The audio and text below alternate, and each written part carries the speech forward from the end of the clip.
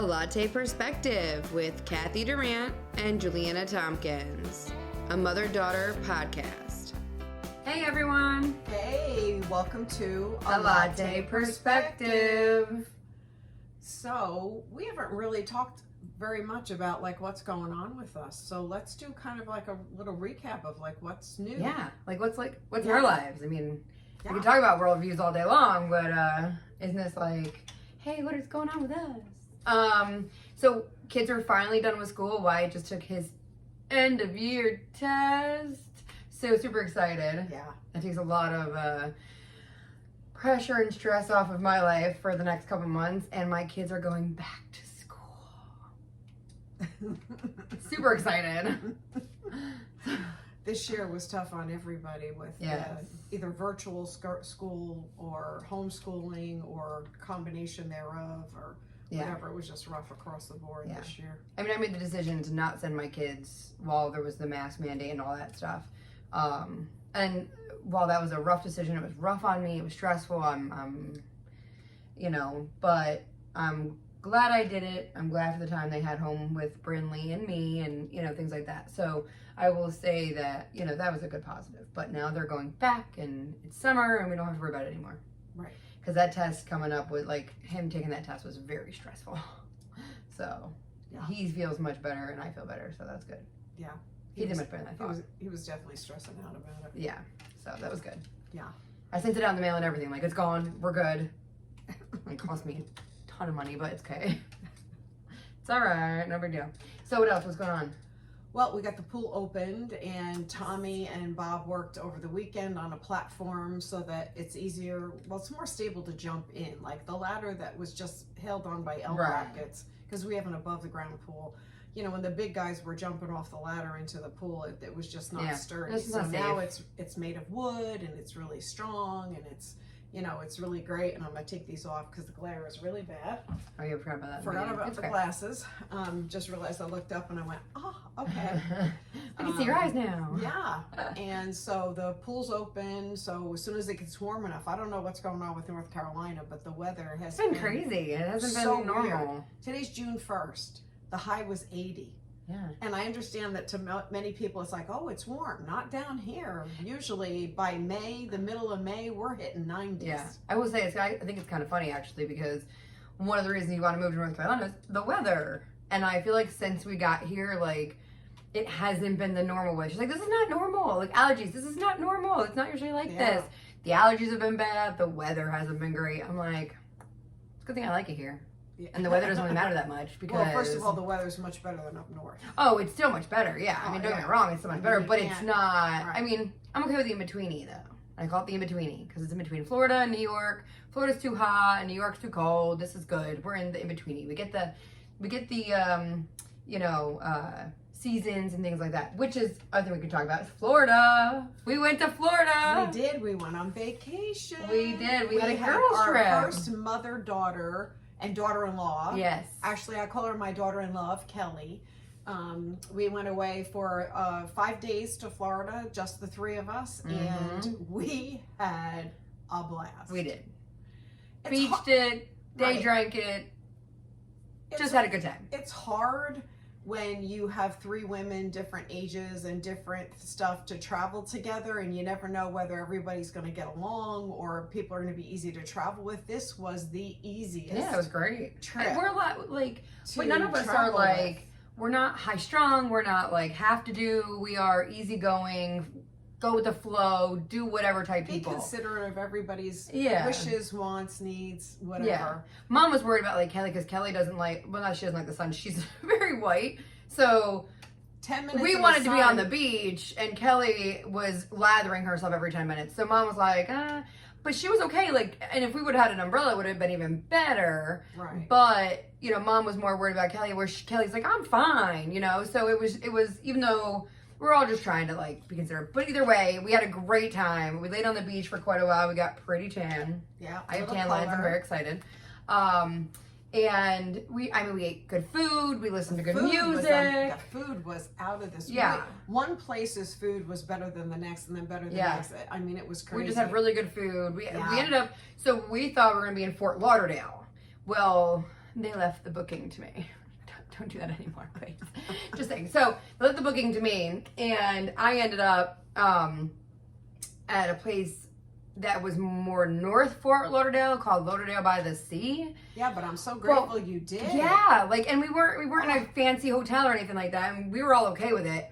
I was kind of a little shady at first. I'm a little nervous, Nelly, sometimes. I'm not gonna lie here, guys. Okay, so I was a little nervous, but there was no other, like, we were in a residential condo area, and we walked up like 4 or 5 blocks to this Lauderdale by the Sea little strip area that had fabulous music, restaurants, shopping. Just amazing. I would recommend going there rather than the Fort Lauderdale lower area if you're looking for this type of thing. Like if you're looking to party hard and club life, go downtown. But if you're looking like us where it's 3 women, because my thing, I mean, I'm not gonna lie, I'm like human trafficking nervous Nelly. So I was like in the cab ride we're taking a lift to the hotel, and I'm asking the guy, I'm like, do you guys have a lot of people get kidnapped? And he was like, no. I'm like, okay, good. And he said where we are, it's like not, it's not like, he's like in Miami, it might be a little bit, but here not so bad. And then we were walking around, and I would see a woman jogging by herself, or I saw a woman walking by herself. I said, okay, I don't feel so bad now. I'm like, because there's people who are, women who feel safe enough to do all that. And not even that, but we saw Maseratis and Lamborghinis and every other car was a Mercedes, BMW. Right. So I'm like, we gotta be in a pretty good part of town here. So it was pretty good. Yeah. I'm just a nervous Nelly. She was. In that sense. She wouldn't wear her ring. She wore silicone wedding band because she refused to let anybody give her reason to rob her. She was tore up from the floor up before we ever left. Yeah, and it's so funny because we were in the airport, and I'm like taking off my ring, and I'm like just doing all these things. And then there's women behind us who are also obviously going on, and they're all blinged out, and I'm like, okay, whatever. Like, I'm all nervous, and they're all blinged out. I'm like, I'm in a sweatshirt, making sure I'm not noticeable. And at least I'm like, I mean, like they're targets, not me. She was tore up from the floor up. Yeah, but once we got there. Yeah. Once we got there, it was all good. We had a great time. Yeah. I wasn't so bad after the first. Actually, it was so funny because then the first day we get there, we check in, and we go towards our room, and the guy next door is outside, and he like says hi to us, and I'm like, get in the room, just get in the room, go. Like he's like, have a nice vacation, ladies. And I think he actually lived there because when I think the next night or not, 2 nights later, he came home from like work or something. So I think he actually lives there or something going on. But I was like, just get in the room, go. I'm like, this is freaking me out. You're so silly. I don't know, but it's okay. Yeah. So, I mean, other than that, lots of changes coming up. We're going to be self-employed again by July 1st. So yeah, Mom and Bobby are taking over the tool business. Yeah, so it's, a lot of transition, a lot of paperwork and stuff. And it's just, it's summertime. So we're camping.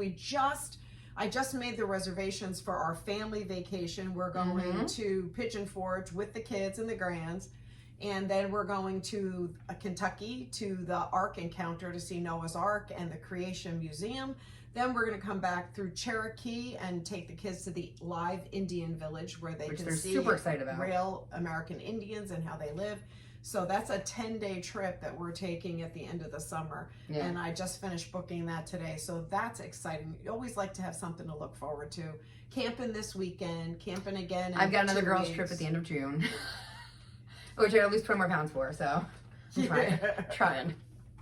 Gotta fit into that bathing suit, Although I am down, I think we calculated I'm down 56 pounds it is. I should be more, I have waxed a little bit, but 56 pounds, so that's good. Yeah, I literally just put on her bra to do this. Like, that hasn't happened ever in my entire life. Just saying. I mean, hey, transparency here. But seriously, I mean, in high school, I was a double D bra. I mean, I couldn't wear anything that you own. You've always been very small, much tinier than me. So, and we went to Old Navy today. We went shopping today. For Jules' birthday. Yes. We've been shopping. So, I, Juliana Tompkins, fit into a size 8 jean shorts. Never in my life. Super excited. It's like my Super Bowl. Anyway. I'm just super excited because I've never in my life been that small. Yeah. So she's done an amazing job, and she's a coach to other people on their health journey, and she's doing great. Yeah. So. But it's just, it's just amazing because I honestly, when I started doing it, my goal was to lose 30 pounds. and honestly, I've tried so many things I didn't think it would work, but this worked. This is doing amazing. I'm doing great. And it's just, so yeah. We love it. So let's transition into our topics for today. Yes. So the first one is marriage, second one is parenting, and the third one is sex. Now, we've done sex before. We were talking about this before the podcast. We have done sex before, but that was more like generational and what's different and like things like that. But as we were talking about our vacation, sex was brought up in, on our vacation. What people find funny about our relationship is that we don't have boundaries in that way. We've just always talked. We talk about it. Yeah, it's not like a taboo. I think even Kelly said, I don't talk to my mom about this stuff. No, most women, especially in my generation, I feel like their moms they don't talk about it. If you do talk about it, please comment. Please talk about it. We want to know if you and your daughter talk about it, or if you don't. Even if you don't, let us know why you don't. Because it's a good topic to talk about. Health stuff. Just in general, health stuff and, all of that. So to me, it's just, I would like to know if you talk about it with your mom, your grandmom, your aunt, whoever, and how you go about it. So, but we'll come back around to that. Yeah. Okay. So we're gonna start with parenting. Okay. I find that in today's day and age, so I was thinking about it today. In today's day and age, I shouldn't say today's day and age. What we have found, I think, what they've seen statistically, what they've seen, in the world today is that, I don't know if it was my generation or the one just before me, who, they didn't want to discipline their kids because they were disciplined so harshly, or they thought their kids should know everything that they were doing, and then the kids became, nosy or whatever the case is. There was no boundaries in that. Adult life is adult life. Kid life is kid life.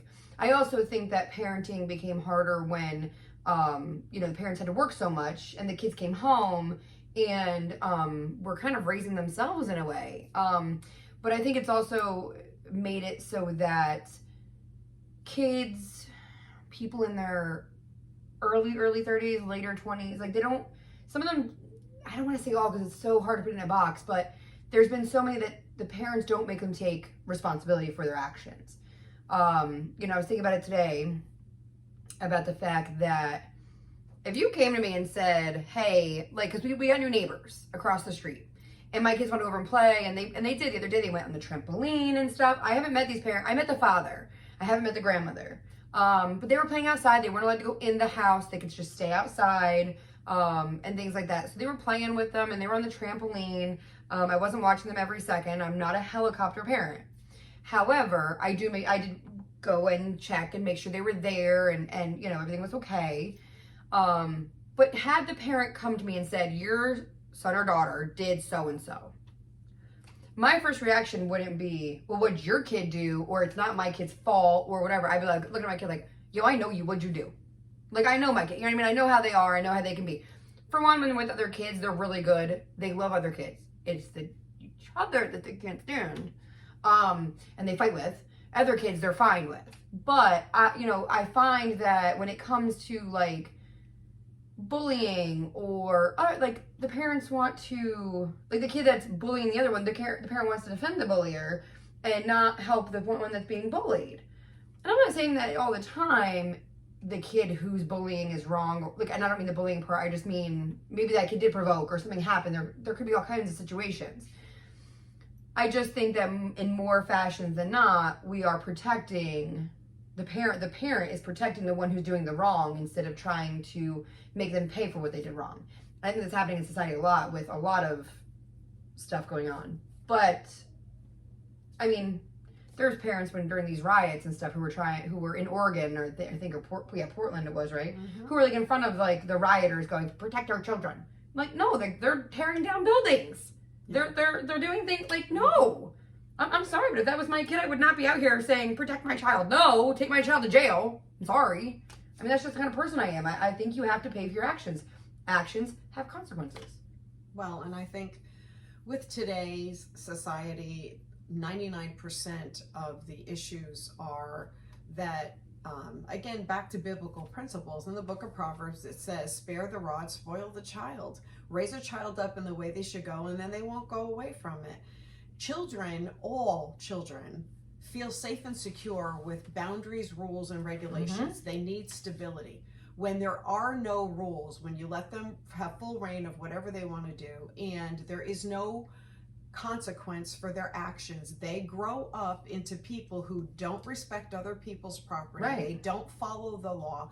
They don't respect authority in the police or anybody that sits in authority. They can't hold a job because it's always everybody else's fault. Yep. It's not their fault. And I think it really started with participation trophies. I think that those I think those kids never ever learned to lose. And they've never learned disappointment, and they've never learned how to cope with discouragement and oh my God, I lost. And so what I've seen is that, you know, I was raised super, super strict, and I was spanked. I raised you. I can't tell you, I probably never really spanked you more than 2 or 3 times. I was the good one. I'm just saying. But I was the good one. But truthfully, I believed in spanking. I still believe in spanking. And I'm not talking beating. I'm talking spanking, because the Bible says, spare the rod, spoil the child. And I do believe that you spank a child one time. You don't have to beat them. Spank them one time, and the memory of it, they get their feelings hurt more than their butt. Right. And their memory of that they make a better choice with their behavior because they've had that memory. I know I did. I mean, you know, you only had to hit me with the belt one time, and then I'm like, oh, I'm not doing anything to get that again. Right. Because that stung like a mother trucker. See, but, and see, I couldn't use, like, people all the time, because Wyatt and Faith and, like, her mouth and the way he, and, like, you know, whatever. And people are like, why just spank him, like, just, and I'm like, I can't. I was abused, and I can't do it, because it just, for when it hurts my heart, I can't do it. And I don't think it helps the situation. But I have used my words, and that I think is even worse sometimes. So it's hard. That's a hard situation to, like, be in, you know what I mean? In that sense. And that, I think, is where a lot of, again, that overcorrection came from. A lot of kids were spanked and were, you know, that way. And again, probably overdone, like I was. And so, and by the way, I wasn't the one that abused her. no, So let's make that perfectly clear. When she said she was abused as a kid, I want this a precursor. It wasn't me. No. I had, no, it was, anyway. So, you can read the book we're writing. It's okay. Yes, and by the way, we are writing a book together. Anyway, I think what ended up happening is people tried to overcorrect because they were spanked. They didn't like it. They thought it was wrong. And that brought up a lot of spoiled children. And that brought up an entire generation of kids who are overly... It almost like an overcorrection. We went in an overcorrection instead of we also took the authority of the teachers out of the school. When I went to school, the teachers were allowed to paddle you. Right. They were allowed to discipline your kids. It's terrible. If your kid was, let me tell you, I have friends that are teachers in middle school, and they literally will lose their jobs if they break up a fight and use their hands. And kids, kids curse at them. It's terrible. It's absolutely it's absurd. Out of control. It's absurd. But my point is this, because we've got to wrap this up so that we can move on to our next subject and not run over. But the truth of the matter is that if we don't start putting discipline back in the schools, if we don't start putting discipline back in the homes. And we don't mean spanking. We mean, like, just consequences. I'm just talking about serious consequences. Okay? That means I say we spank every child. That's not what we're saying. No. Put that out there. No, what I'm saying is that if child does something wrong, then you need to take something away from them. They need to be punished to their room. They need a consequence to their actions. Because let me tell you how God works. Okay? You do an action, good or bad, you get a harvest. Okay, so that means there's a consequence. If they don't learn consequences as children, when they get to be grown up and they realize that they don't understand why all the things they're doing are coming back on them and they're blowing up on them, it's because the kingdom principles, God's principles, are seed, time, and harvest, which we talked about before. So if a child does not learn that if you plant a bad seed, you get a bad harvest, then they're going to continue planting because there's no consequence. You need to teach a child that if you plant a good seed, you get rewarded. There's a good consequence. There's a good harvest. If you do something wrong, then there has to be a consequence that's negative, because trust me when I tell you, my whole life, I have learned that every seed that I've ever sown, good or bad, it's come to fruition. And I've had nobody to blame but myself. Nobody to blame but myself. It's true. So the truth is that if we don't instill this back in our children, if we don't make them understand that it's not just the world's views, God is the God of the universe. He's the God of the earth. And he has rules. He has laws, kingdom laws about how the earth actually functions. And one of them is that he started the earth with one plant of everything, one animal of everything, but he programmed them to reproduce on their own. He never had to do it again. Like literally, he planted a fig tree and he programmed it so that every year that fig tree would drop fig seeds, it would plant another one and it would come back. And every single one of his plants is to procreate. And that's every human being, every animal has a system in place where he only had to make one man, Adam, one woman, Eve. And then when he did that, then they procreated and he never had to do it. He didn't have to make a new man and a woman every single time. And when he flooded the earth, what did he do? He took a man, a woman, and family. Right. And then they could keep procreating. Like he didn't say, hey, 3 men, get on a boat.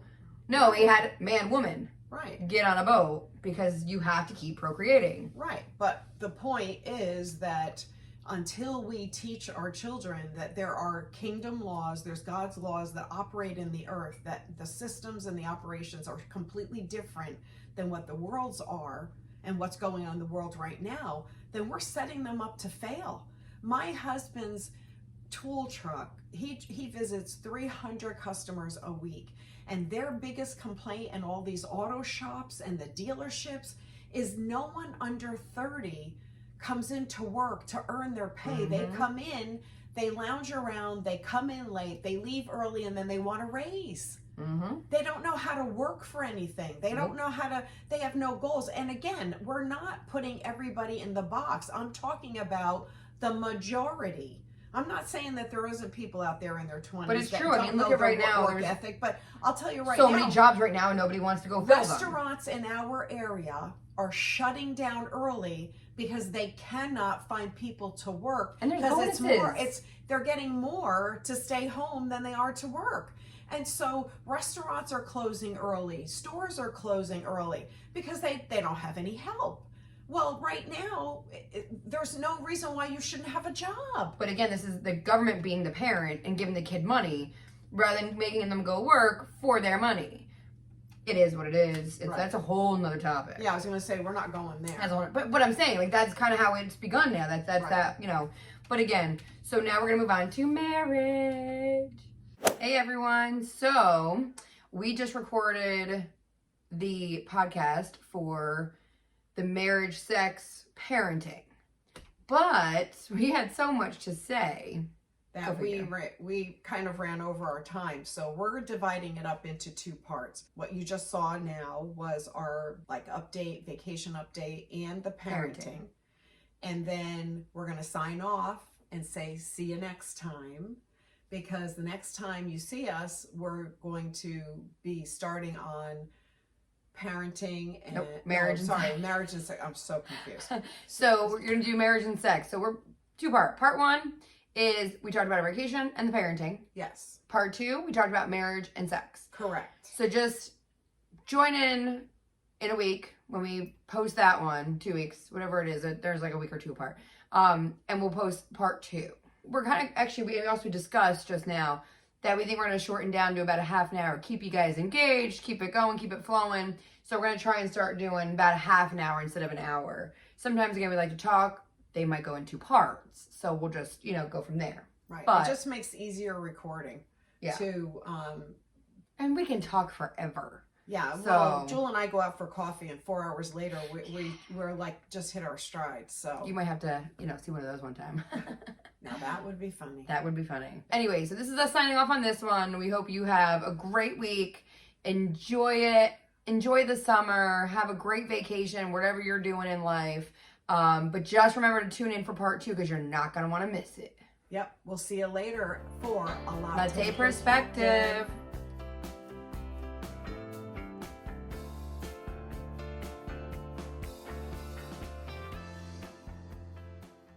Just want to let you know that everything we talk about is my worldview, its opinion. So there's no fact checking, nothing like that. However, what Mom talks about, there can be fact checking. So we are going to put all the scriptures, anything she talks about, what she's referring to, in the description below. So if you have any questions, if you want to ask a question, or look it up yourself, it will be in the description below.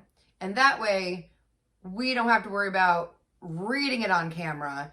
And if you have, and you want to read it, you are way more than happy to go and read it. But we just don't want to spend all of our time reading something that you guys can refer to. Yeah, because it's kind of better if you do your own research, because God gives different revelation to everybody. Like, you can take one verse and read it 10 times and get 10 different revelations. Just me by myself, let alone somebody else doing it. Yeah. So that's what we're going to be doing for you guys. Thanks so much for tuning in. We'll see you soon.